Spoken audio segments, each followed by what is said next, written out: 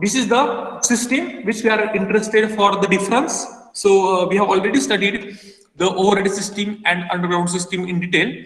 In a quick way, we will revise the things what we will discuss in the unit number 1. So this is the overhead system column and this is the underground system column. So what you can think which is the best? So no doubt no one is best among this overhead and underground. So obviously there are some limitations related to this overhead and underground system, and depending on the application we are going to choose the system as overhead as well as the underground. So what is the public safety? It is a less safe. Overhead transmission system is a less safe, but underground system is more safe because there is a no contact, or there is a we cannot see the visible of that particular conductor. So it is a more safe.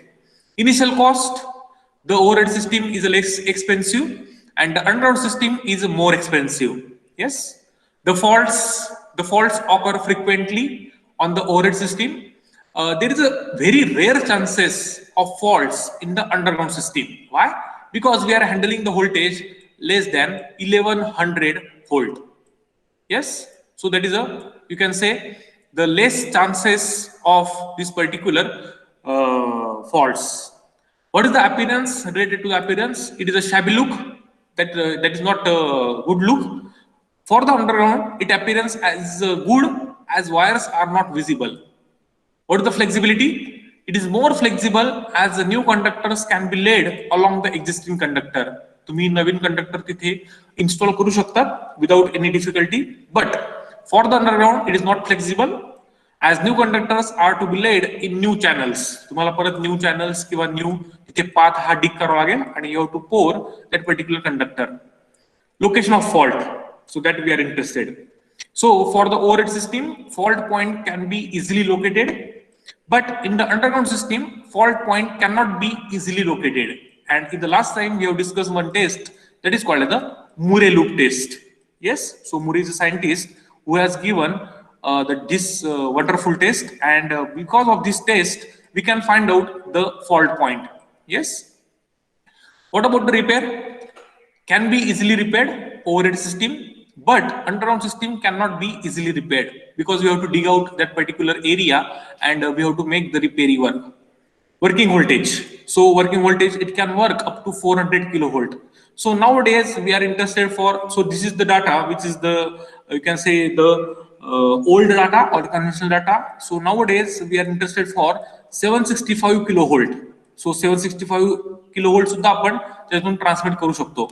But for the underground, it can work only up to 11 kilovolt due to insulation difficulty. So in some books, they are making as this 11 kilovolt.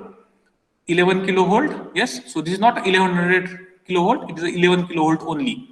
But in some books, they are preferring this new term as less than 66 kilovolt. We are using this underground system. Yes. So no doubt beyond 66 kilovolt we will no choose, or we are not going to choose for underground system. Obviously for 400 kilovolt or for 765 kilovolt we are going to choose the overhead system. So this is the only the quick revision of unit number 1, because we are interested for the HT lines and LT lines. Yes. So this is the power system diagram which we have seen in the second unit. Yes, so here you can see 11 kilovolt is the generating station. After 11 kilovolt to 132 kilovolt we have to make the step up. 132 kilovolt to 33 making the step down. Yes, after this 33 is going to make into 11 kilovolt. 11 kilovolt is making for 400 volt. Yes, now here we are interested for HT and LT lines. So obviously the voltage which is very high, so let's say this is the voltage which is very high. Yes, so this is called as a HT line. Yes, and this is the voltage which is very low, 400 volt. This is called as a LT line. Yes, now we are interested for the difference. What is the meaning of LT? HT, supertension, extra high supertension and extra high tension. Yes, so here you can see less than 1 kilovolt. it is called as a low tension. Yes. So tension is nothing but it's related to the voltage. Yes. So it is related to the voltage. Which is a low voltage cell. So it can carry the amount of less than 1 kilovolt. What about the high voltage or high tension? Up to 11 kilovolt. So 11 kilovolt is under the category of high tension. What about the super tension? From 22 kilovolt to 33 kilovolt, it is called as a super tension. And for extra high tension, it is called as a beyond 33 to 66. And above 66 or beyond 132, it is called as a extra super voltage cables. So no doubt this will be asked in your state government exam. So they are giving the voltage range as 22 kilovolt by or to 33 kilovolt, and they will ask you the name which is under the category of the cable. So you have to give the name as super tension cable. Low tension, high tension, super tension, extra high tension, and extra super voltage. So beyond 132 kilovolt. Yes.